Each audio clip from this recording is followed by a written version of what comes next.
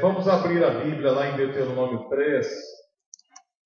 O Senhor tem falado muito conosco a respeito desse tema, que são os desafios de Deus para cada um de nós. Os montes de Deus, o monte de Deus para a sua vida. E isso é extremamente importante. Quando nós entendemos e vivemos isso, nós não perdemos tempo na vida.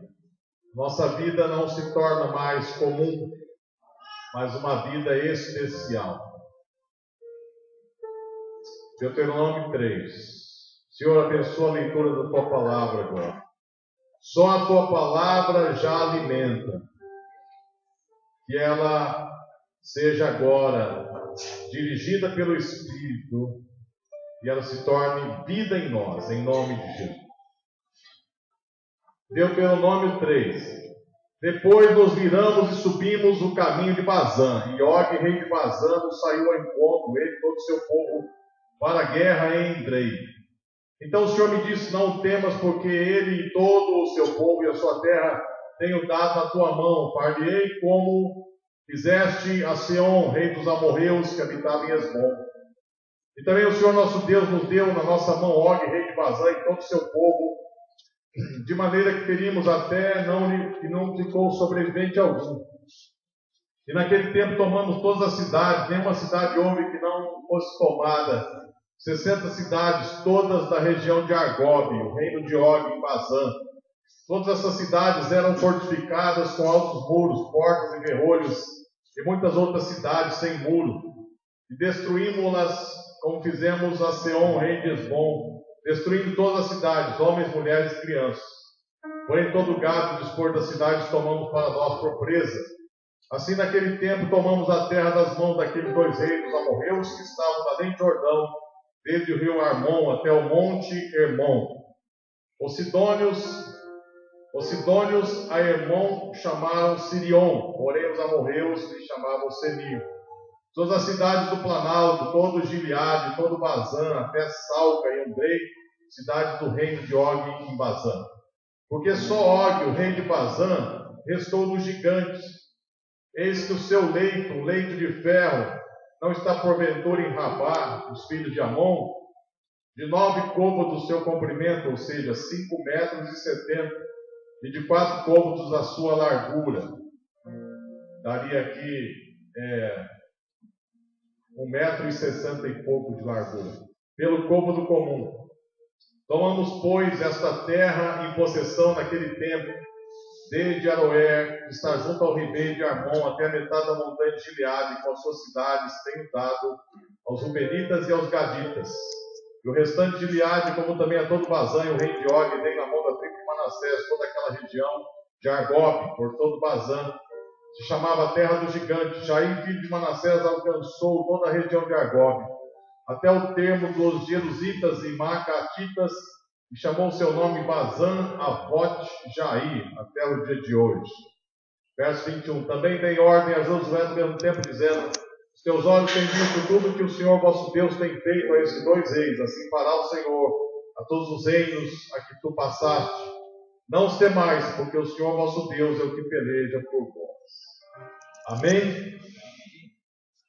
Essa é uma história fantástica da conquista do povo de Deus na terra de Canaã.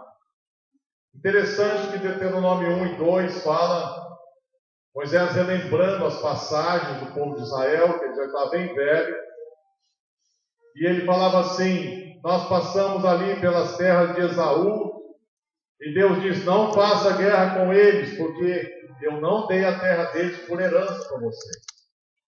Também a terra de Moabe, não façam guerra contra Moabe, porque eu também não dei essa terra por herança a vocês. Mas a terra de Canaã, a terra dos gigantes, eu dei a vocês. Não tenham medo deles, porque os gigantes eram pessoas de 4 metros de altura, 3,5 metros. E esse Og, rei de Bazã, tinha pelo menos 5 metros de altura. Então, não era uma anomalia Isso aí. Anomalia. Eu sei falar. Só que agora não deu. Então, não era isso daí. Problema genético. A questão era que esses gigantes eram nefelins, eram refaíns, eram descendentes de anjos com mulheres. E se formou uma raça iníqua que perverteu a humanidade. Além de serem povos idólatras e guerreiros, eles eram assassinos e ofereciam, os seus filhos aos demônios, aos deuses. Então Deus dá uma ordem para vencer os gigantes, destruir suas cidades e matar suas mulheres e seus filhos, até crianças. Parecia uma contradição, Deus falar isso, matem todos. Na verdade, não eram pessoas comuns, eram raça iníqua, uma raça que queria destruir a humanidade. A Bíblia diz que os refaíns não ressuscitam. Todos os que morreram descendentes desses anjos caídos são almas que não ressuscitam, ou seja, são corpos que não ressuscitam. Então é interessante que existiu no mundo esse tipo de raça. E esse lugar que Deus deu para o povo de Israel conquistar, que era parte de Canaã, que era o reino de Og, era o norte de Israel. Eu estive lá. E esse lugar, essa terra, essa região era chamada de Argob, o reino de Og em Basã. Argob significa a terra do romance. Ou seja, a terra do romance entre os anjos e as mulheres. Exatamente perto do Monte Hermon, um lugar muito místico até os dias de hoje em Israel. Um lugar ocultista até os dias de hoje. Por isso que diziam, pode vir alguma coisa boa, da Galileia, daquela região, do norte, porque ninguém via nada de bom lá, porque era uma terra oculta. Ali tinha muita história, de ocultismo, essa terra de Argob, reino de Og, e o Senhor deu aqueles valentes, e um deles, chamado Jair, conquistou. E ele colocou o nome ali, Bazã, Argote e Jair, ou seja, as vilas de Jair, até os dias de hoje. Então, Deus os desafiou a algo muito além deles. Deus os desafiou a conquistar povos mais fortes, e mais poderosos e mais numerosos do que eles. Por quê? Porque exatamente esse é o papel de Deus como Pai. O Pai, Ele nos dá uma direção. Você vai para Canaã e você vai conquistar Canaã. Você vai para Canaã, você vai sair do Egito e você vai para Canaã. O Pai da direção. O Pai da identidade. Vocês são o meu povo. Vocês não vão ter outros deuses além de mim. Vocês não vão adorar o sol, a lua, as estrelas, como os povos fazem. Nem demônios, nem deuses, nem imagem de escultura. Quando eu apareci no monte, vocês não me viram, só ouviram a voz e o fogo. Portanto, não façam imagem nenhuma, nem de mim, porque isso é abominável ao Senhor. Vocês serão o meu povo e somente o meu povo. E o Pai, Ele dá um destino. O destino é conquiste esta terra. O teu destino é vencer os desafios que eu te dou. E você só pode vencer junto comigo. Você não pode vencer só, porque o desafio é maior do que você. Mas eu estou com você, não tenha medo. Não recue, avance. Então Deus, Ele é Pai. Isso não vale apenas para o povo de Israel, ele vale para todos os filhos. Hoje, da mesma forma, Deus nos desafia. Deus nos dá uma visão. Deus nos dá uma vocação, um sonho, uma paixão, um chamado. Cada um de nós tem. E cada tribo tinha uma terra para conquistar, uma conquista, um desafio. Aqui o ambiente é bastante missionário, e nós falamos muito sobre desafios missionários, chamado missionário, os 300. Os 300 não são apenas missionários que vão. Os 300 é um movimento de Deus, que tem a ver com o envio de missionários para as nações, mas tem a ver com o DNA de guerreiros, de conquistadores, de pessoas que têm um sonho de Deus, uma visão de Deus, não desistem, mas vão rumo a essa visão. E obviamente, dentre esse DNA dos 300, existem os missionários, mas existem outras vocações. Entenda que nessa vida, você pode ser aquilo que o seu pai e a sua mãe desejam que você seja. Nessa vida, você pode rejeitar o que o pai e a mãe dizem para você e você ser o que você quiser ser. Mas nessa vida, você pode consultar a Deus e dizer: o que o Senhor quer da minha vida? Qual é a visão que o Senhor tem para mim? Qual é o meu monte? Qual é o meu lugar de conquista? Com que o Senhor quer que eu invista a minha vida? Em quê? Sabe? E aí entra esse destino de Deus para a nossa vida, que a Bíblia chama de bom, perfeito e agradável. Isso é o monte. Esse é o monte da nossa vida que nós temos que conquistar. E saiba que a vocação que Deus te dá não é fácil. É um desafio. Não é uma coisa simples de conquistar. É um desafio. É um investimento de uma vida toda. Então, falar um pouco fora, desse contexto de missões. Eu conheço um irmão, e ele gosta que chame ele de irmão, mas ele é um pastor, ele é mais que um pastor, é um pai espiritual, é um grande líder. Então ele tinha alguns conflitos com seu pai, morava em Goiás, e uma educação rígida. E ele queria ser médico, porque desde criança ele sonhava, ele tinha essa visão, mas ele tinha que sair da casa do seu pai e ir para a cidade grande para ser médico.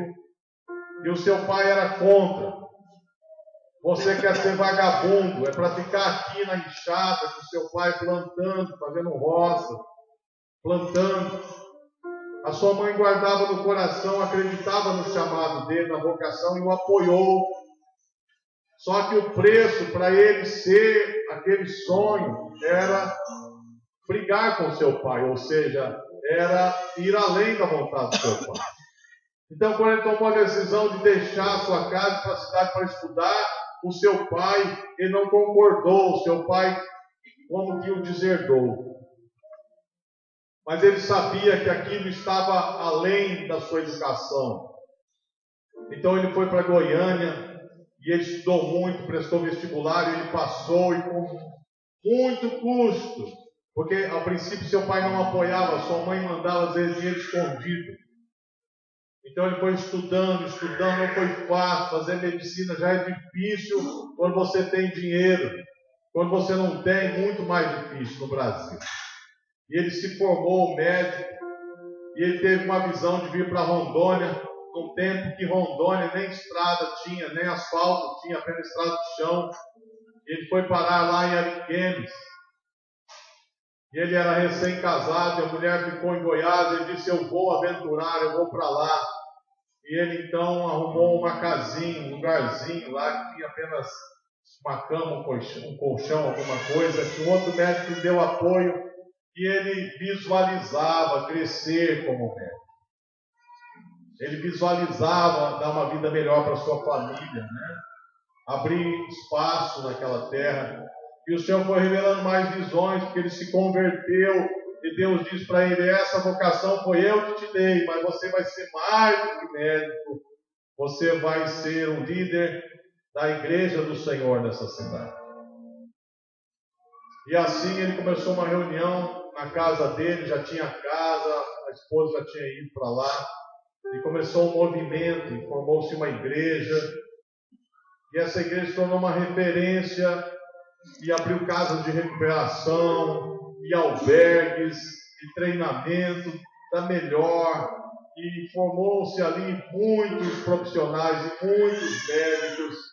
E ele tinha uma visão de dar oportunidade para as pessoas crescerem. E é uma pessoa que Deus prosperou muito, mas não tem apego. Para você ter uma ideia, o dízimo desse homem hoje está em torno de 20 a 30 mil reais. O dízimo dele. O dízimo dele.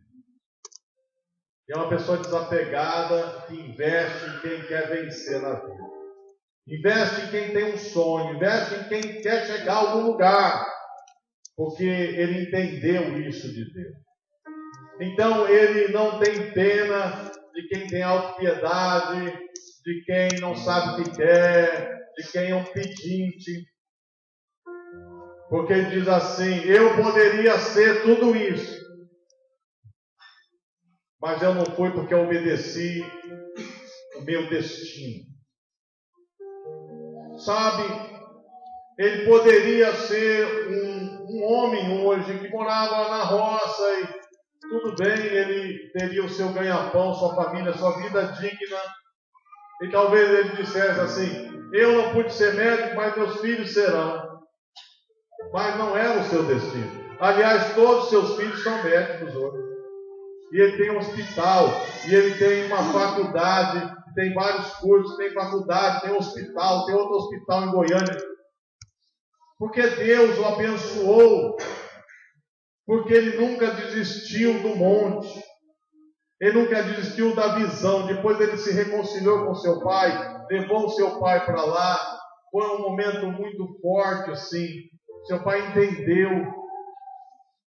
Ele poderia ter seguido a cabeça do seu pai, ou ele poderia ter seguido a cabeça dos seus colegas, ou ele poderia seguir outra coisa mais fácil, mas era um monte. Deus tem um lugar de conquista para nós, e esse lugar é um desafio e exige fé. Não existe fé sem desafio. Se alguém disser assim: eu tenho fé, mas tem desafio na sua vida? Não, então não tem fé. Porque quando você começa a andar pela fé, surge um desafio além de você. O desafio é maior que você. Então, quando não há desafio, há o quê? Há uma passividade. E a passividade, ela é amiga da incredulidade. A pessoa que não tem fé, ela é passiva. Ela olha ao redor e diz que aconteça alguma coisa, que Deus faça alguma coisa, que alguém faça alguma coisa, que alguém me ajude, que alguém me mostre, que alguém faça, porque eu mesmo não tenho direção alguma. Então isso não é fé. Sabe, meditando essas passagens aqui, Deus fica muito irado com a incredulidade do povo, quando ele diz: vão para a terra e conquistem. Eu vou estar com vocês.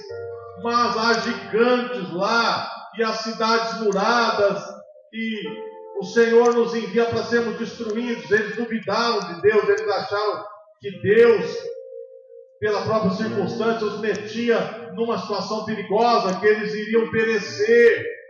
E eles desobedeceram a Deus, dizendo: não vamos. Isso irritou profundamente o Senhor. Depois eles tiveram um remorso, falaram: agora nós vamos. Aí Deus diz: não vão, porque eu não vou com vocês. E eles teimaram e foram derrotados. E depois Deus disse: deem meia volta. E essa meia volta durou 40 anos. Tem pessoas que estão vagando nesse mundo. 10 anos, 20 anos, 30 anos. Primeiro, porque não param para ouvir a voz de Deus. Primeiro, porque não perguntam para Deus qual é a razão da minha vida, qual é o meu destino, qual é a minha identidade, qual é o desafio que o Senhor tem para mim. Então elas vão vivendo uma vida muito comum, uma vida que não exige a fé. E essas pessoas, elas estão no eterno deserto, elas não chegam a lugar nenhum. Elas, depois de anos, elas olham e elas só rodearam, estão no mesmo lugar. E Deus não se agrada disso. Deus não se agrada disso. Exatamente, Deus os enviou ao encontro de um grande desafio.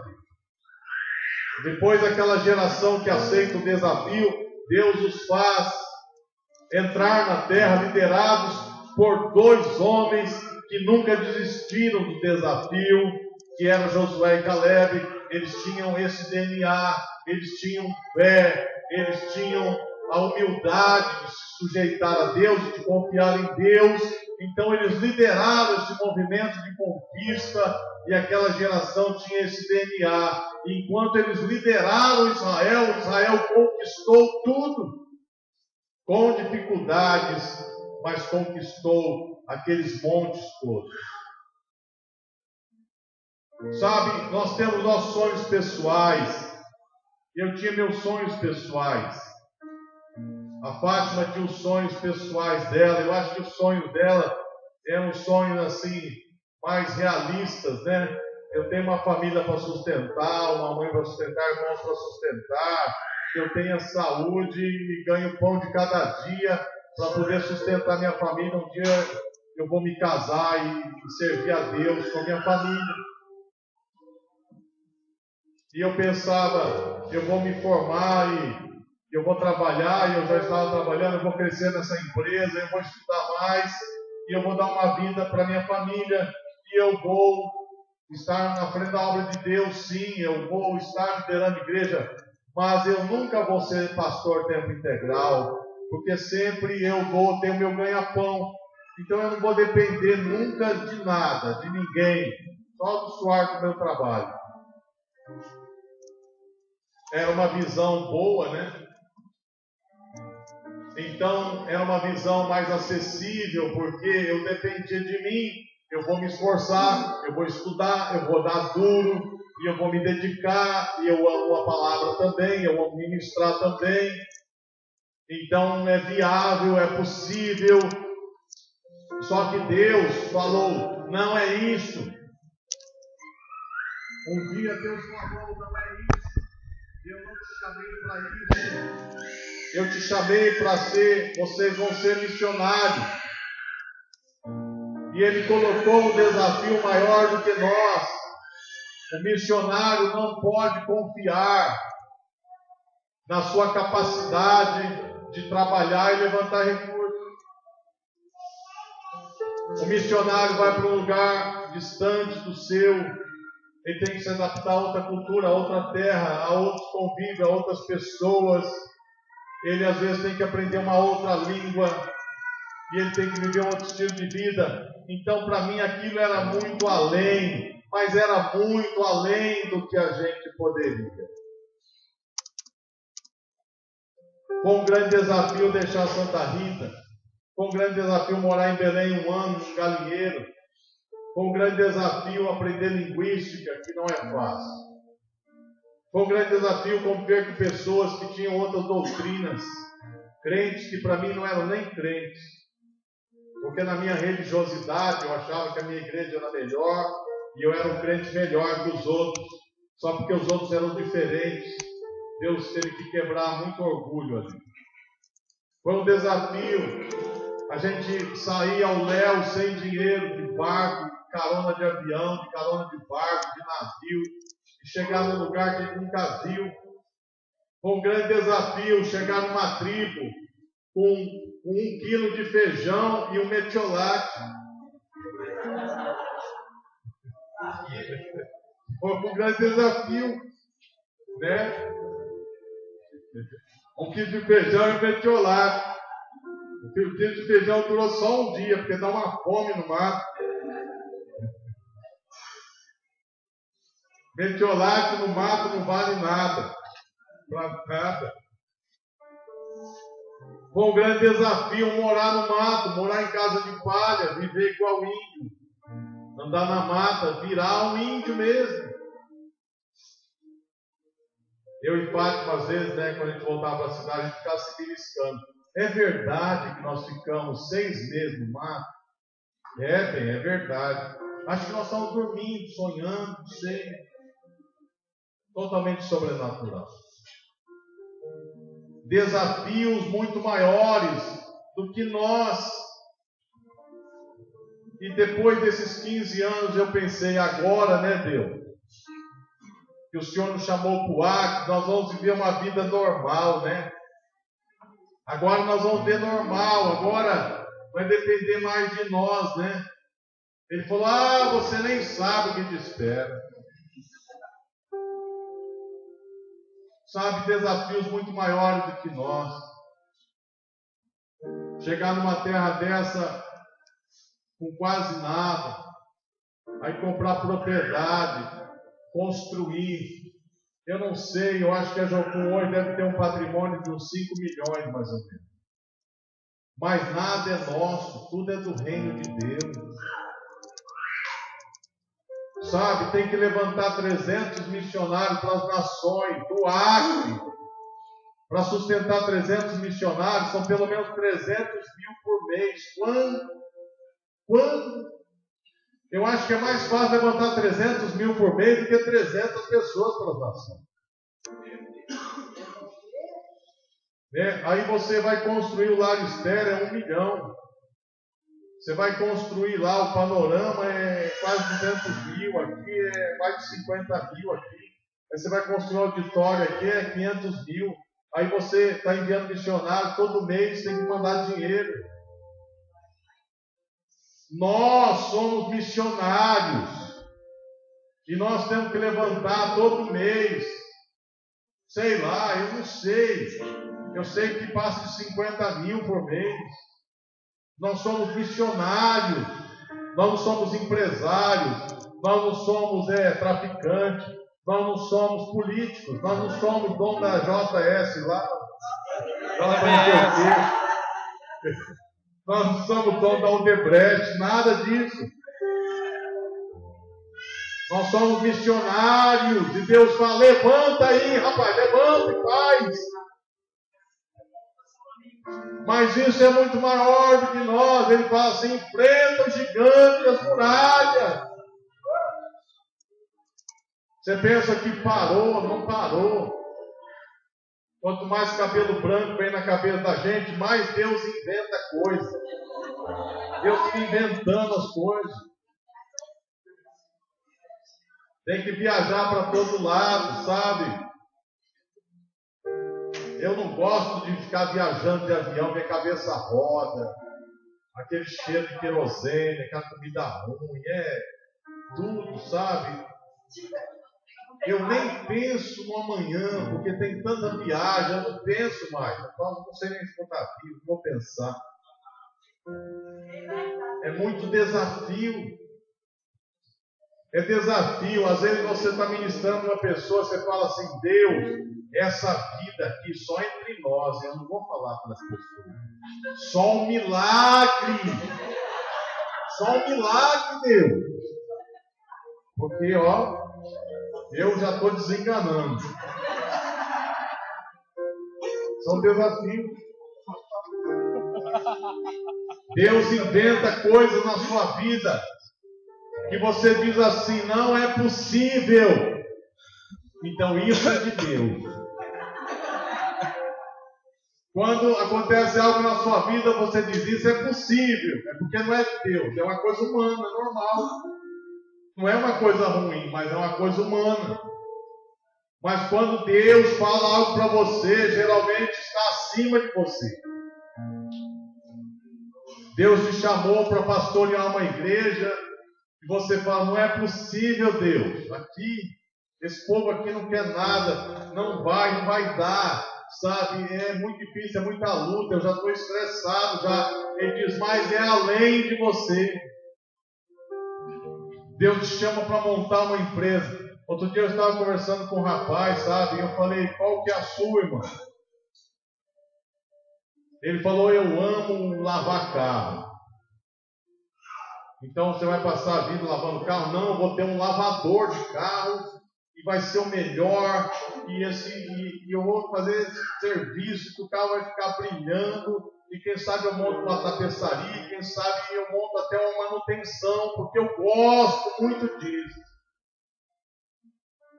E eu falei, mas você está trabalhando com o quê? Não, eu estou fazendo um serviço aí que eu não gosto. E por que você não vai fazer isso? Ah, tem que ter as oportunidades. Não! Abandone esse seu serviço, aí vai lavar carro, começa lavando carro. Você não começa sendo patrão, não. Você começa lavando carro que você gosta, e faz com amor e com carinho, sabe? E depois Deus vai te dar um local, depois você vai contratar pessoas e abrir uma empresa e você vai chegar lá. Mas tudo isso é para quê? Porque eu quero abençoar a obra, sabe? Porque eu amo a obra. Eu falei, sim, Deus precisa de lavadores de carro, tem lava-jato, para lavar os carros e lavar as almas das pessoas que vão lá também. Para ministrar lá, e quem chegar lá, falar, eu cheguei no céu, esse lugar aqui lava tudo, lavou até minha vida, aleluia. Porque ter lavador tem que lavar tudo, porque se você só lavar e ganhar dinheiro para você mesmo, você é um qualquer abestado pode fazer isso. Mas Deus te dá uma visão além. Mas será que eu preciso ser um pastor para ganhar alma? Não. Se você for dono do Lava Jato, você pode ganhar um monte de alma. Sabe? Então Deus dá uma visão, dá um monte para alguém. E esse monte é para a glória de Deus. Infelizmente, a maior parte dos montes significa um lugar de influência, um lugar que as pessoas vão, um lugar de conquista, um lugar que vai crescer. Monte significa um lugar da promessa, é um lugar prometido e Deus te faz cabeça e não cauda, ou seja, você vai influenciar aquele lugar. Infelizmente, a maior parte dos montes no Brasil estão na mão dos ímpios. Gente sem vergonha, gente que não tem temor a Deus, porque eles têm ganância. Então a pessoa, ela não tem a fé, mas ela tem a ganância. A ganância é um tipo de fé. Eu quero, porque eu quero, e eu vou fazer de tudo para ter. Eu faço tudo para ter. Então esse é um tipo de fé do Satanás, assim. E a pessoa se empenha, sabe? E ela vai ralando na vida e vai fazendo as jogadas, as falcatruas, e ela conquista aquele monte.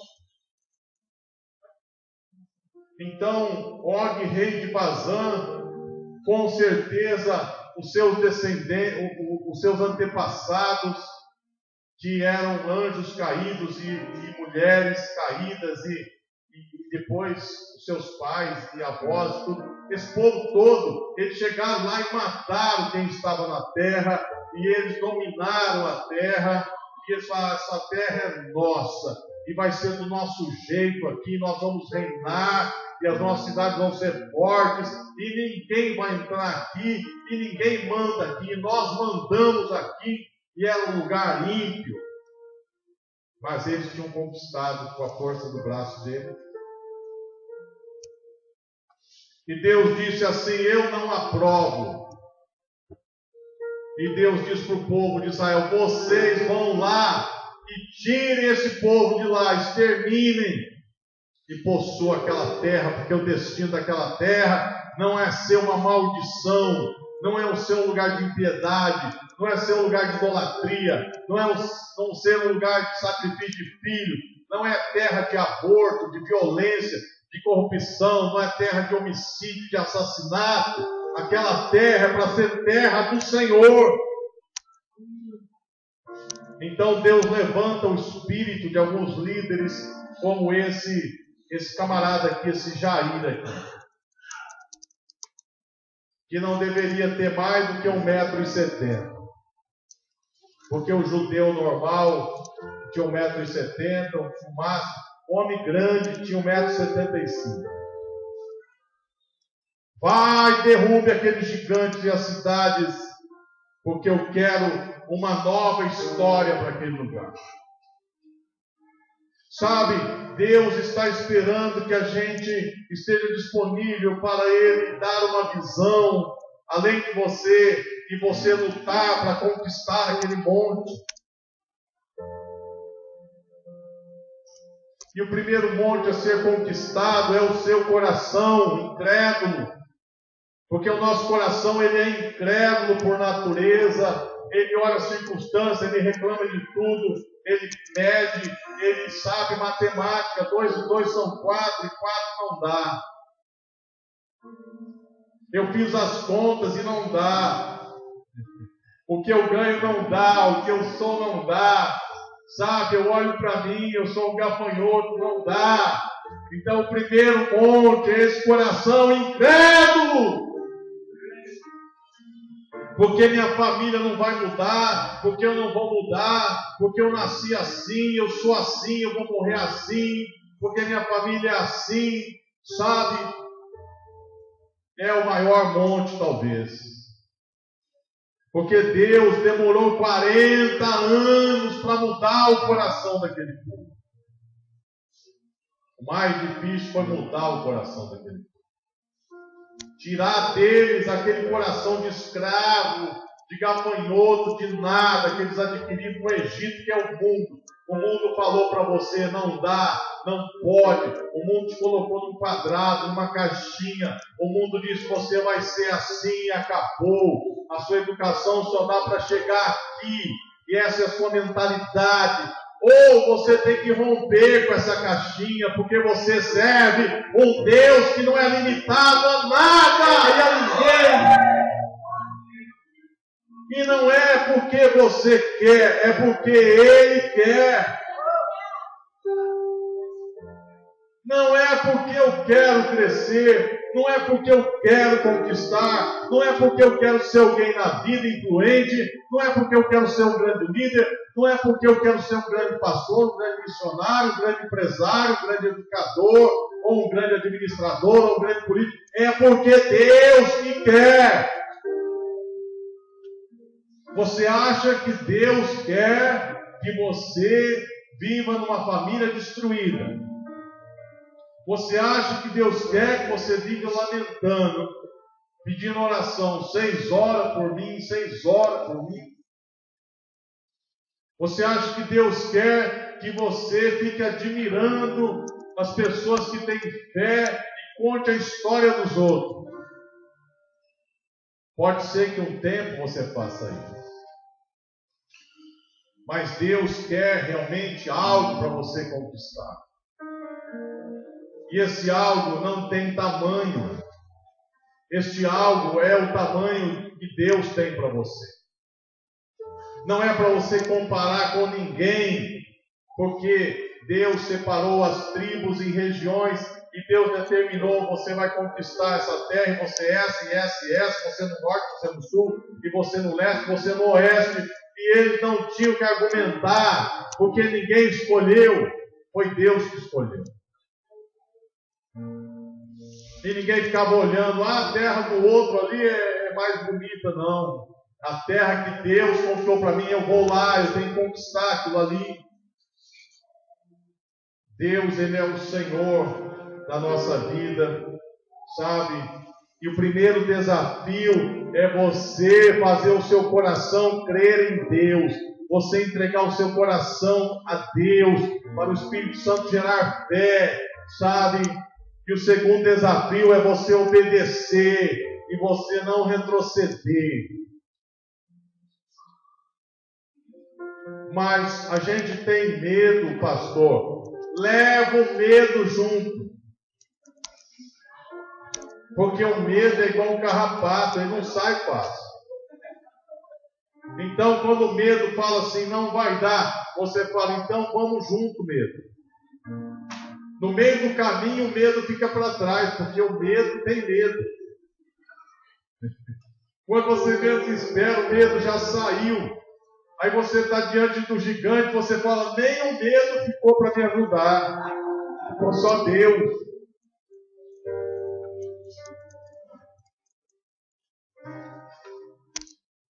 O outro grande desafio que você precisa vencer definitivamente é o pecado. Porque você tem uma identidade, você não é mais do mundo. Você não é mais uma pessoa comum, sabe? Que vive uma vida comum, que vive uma vida de um pecador. Acabou isso daí, acabou. Você tem que decidir na sua vida, eu não sou mais mundano, eu não vivo mais para pecar, eu não vivo mais para cair, eu não vivo mais para ir atrás dos prazeres da carne, porque isso me faz mal, isso me pega, isso tira a unção da minha vida, tira a alegria da minha vida, sabe? Não dá, eu vou dizer não, acabou. E aí o próximo desafio, sabe? É você honrar a Deus. Deus, ele só pode ser honrado por uma coisa: confiar nele. Se eu não confiar em Deus, eu não posso honrar a Deus. Eu tenho que confiar em Deus. Deus me chama para uma coisa que eu falo, vai ser a morte, Deus. Ele fala, então vai e morra.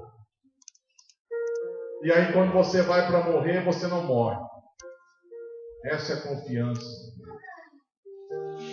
Uma vez, conta a história que um general ficou muito impressionado com as vitórias de Alexandre o Grande. E ele perguntou para ele qual é o segredo de você ter soldados tão eficientes na batalha, você conquistar tantas terras. Ele disse, eu vou te mostrar o segredo. Ele chamou um dos seus comandantes. Era um comandante de uns 50. Ele disse assim, monte os cavalos e saiam nessa direção. E só parem quando eu falar. E os mandou na direção de um precipício. Eles correram lá 200, 300 metros. O precipício estava a uns 500 metros. E não havia ordem para parar. E o camarada ficou impressionado, dizendo, esse povo vai morrer ou vai parar, né? E quando chegou na beira do precipício, eles continuaram no mesmo galope. E eles todos caíram no precipício, todos morreram. Ele falou, esse é o segredo que eu conquisto tantas terras. Porque eles me obedecem radicalmente. Quer dizer, um homem ímpio, que a Bíblia considera como um daqueles impérios da estátua, né? O império maligno. Ele tinha o poder da fidelidade. Ele tinha o poder da obediência radical, de imprimir isso nos seus servos ali. E ele não prometia vida eterna nenhuma para ninguém. E Deus que deu a vida por nós na cruz. Jesus deu tudo. Deus deu o melhor do céu para nós. Às vezes nós ficamos preocupados em obedecer porque pode dar errado.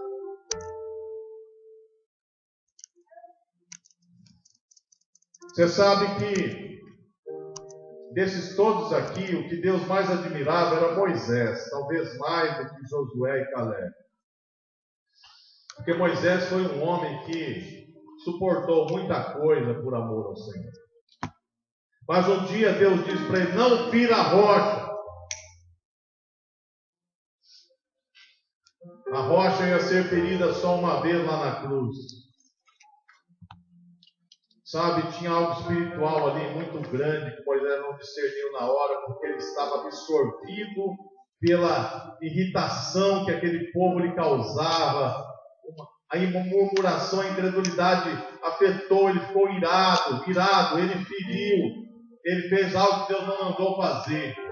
Deus respaldou e deu água, mas Deus disse assim: por que você feriu a rocha? Você não vai entrar na terra.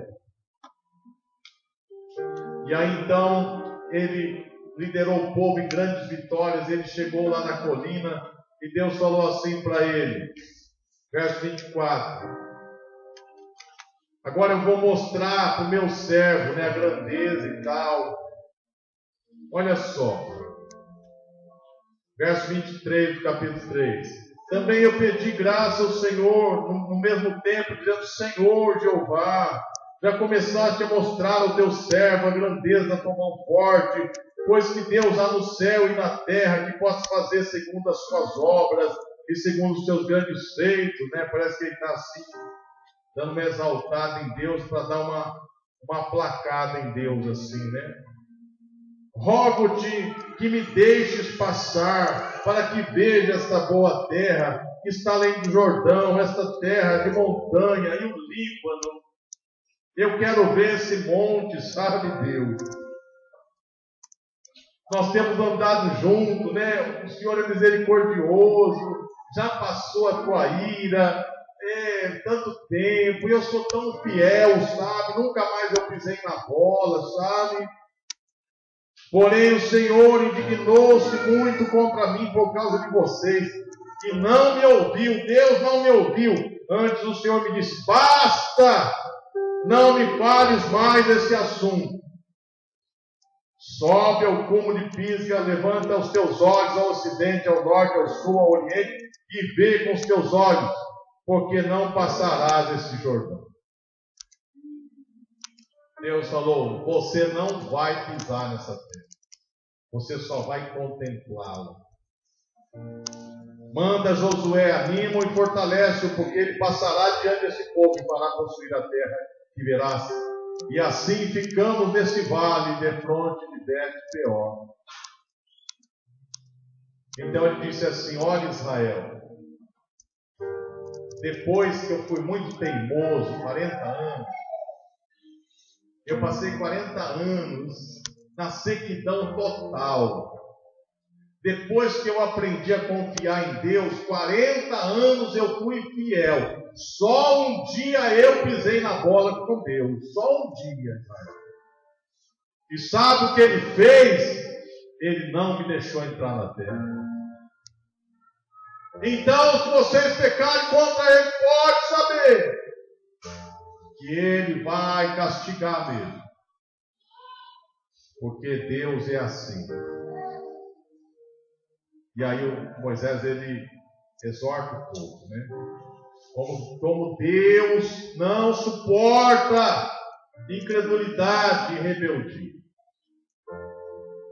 Obviamente que Moisés era melhor que todos, e eu acho que vai receber mais galardão do que todos aqui.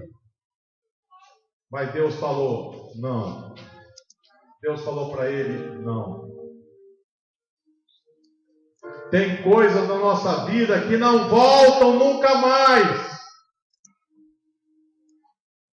Nunca mais. Eu fico feliz quando eu olho para a história de alguém e digo para as pessoas: você ainda não perdeu nada. Mas pode perder. Você não perdeu nada para sempre. Que maravilha. Mas tem algumas pessoas que eu digo assim: você perdeu coisas que você nunca mais vai recuperar. Mas ainda tem 70%. Agarre os 70%. Porque 70% com Deus vale muito. Mas tem esses 30%, nunca mais você verá. Por causa da sua teimosia. Porque você foi incrédulo naquele tempo. Sabe, queridos,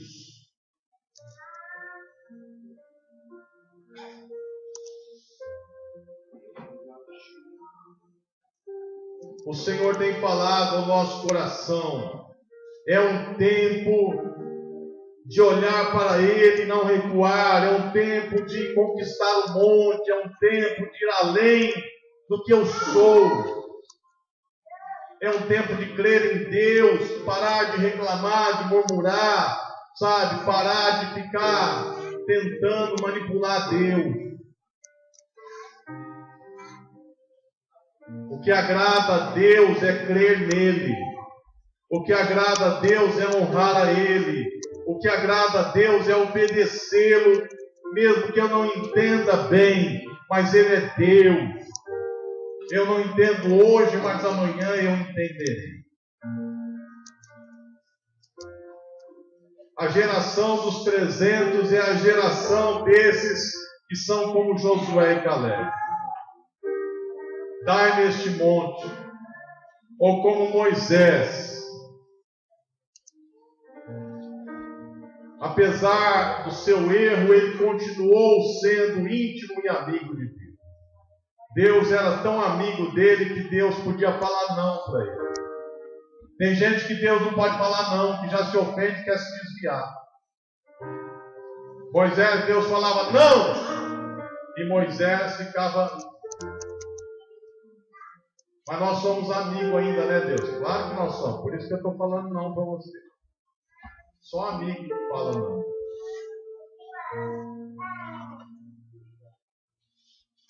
Vamos ficar de pé.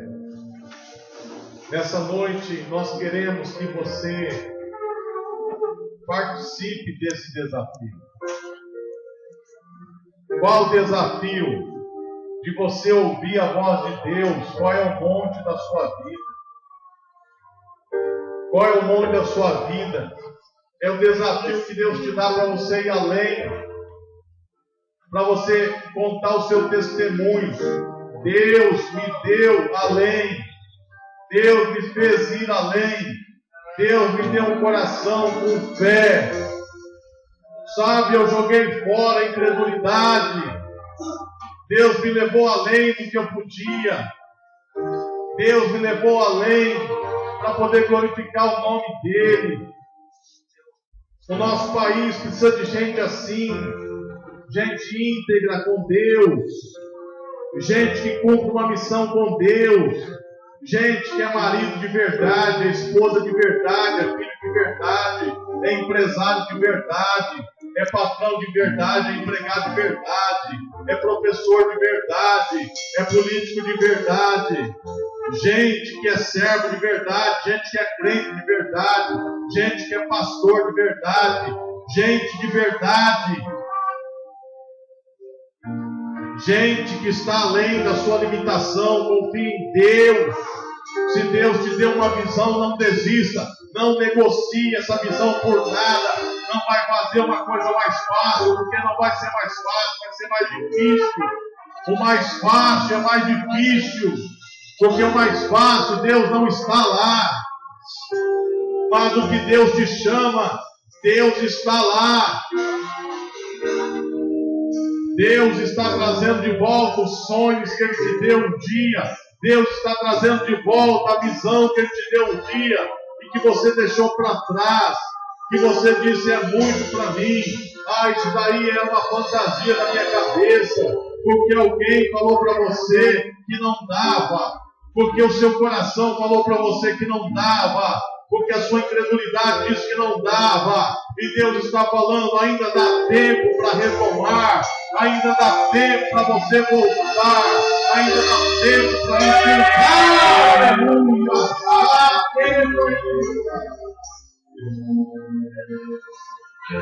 Porque Moisés, ele começa o seu ministério com 80 anos de idade, porque até os 80 ele não tinha fé. Mas Deus pegou aquele homem com 80 anos e colocou fé naquela vida. E Deus usou para ser o que ele era para ser, o libertador de Israel. Ainda há tempo para você voltar à visão que Deus tem para você. Eu não sei o que é, mas Deus sabe o que é. Venha para frente agora, para você agarrar o seu monte, para você visualizar o seu monte. Venha para frente agora, para você assumir o seu monte, para você assumir o que Deus tem para você. Porque você ainda não perdeu nada, porque você está vivo, você está viva, você ainda não perdeu, porque você está vivo, você tem a fé.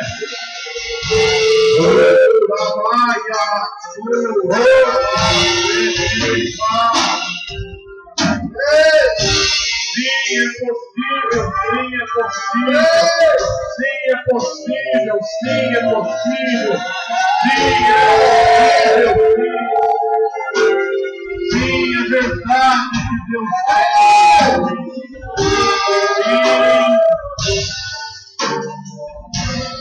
Podem chegar mais para frente, podem chegar mais para frente. Deus está levantando uma geração que é como Caleb e Josué. Dai-me este monte,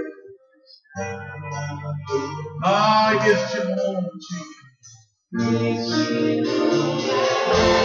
Você não vai parar no caminho, você não vai ficar rodando, você vai rumo à visão celestial.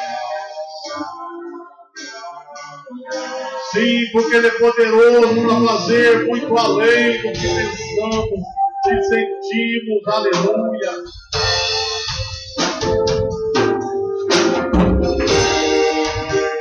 Ele está aqui. Ele está aqui.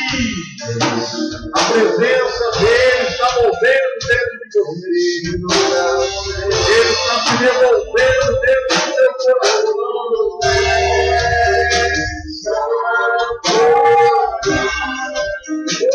Esse lugar é a vida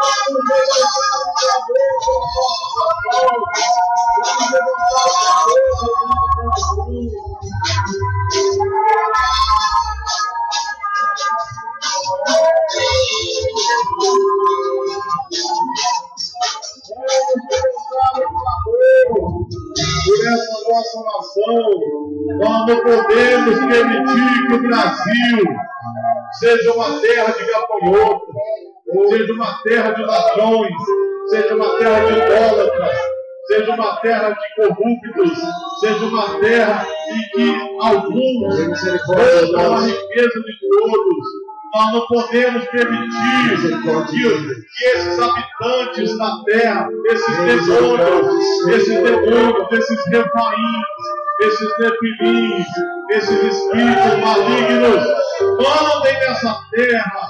Nós não podemos permitir tanta vergonha nessa terra, tanta canalice nessa terra. Nós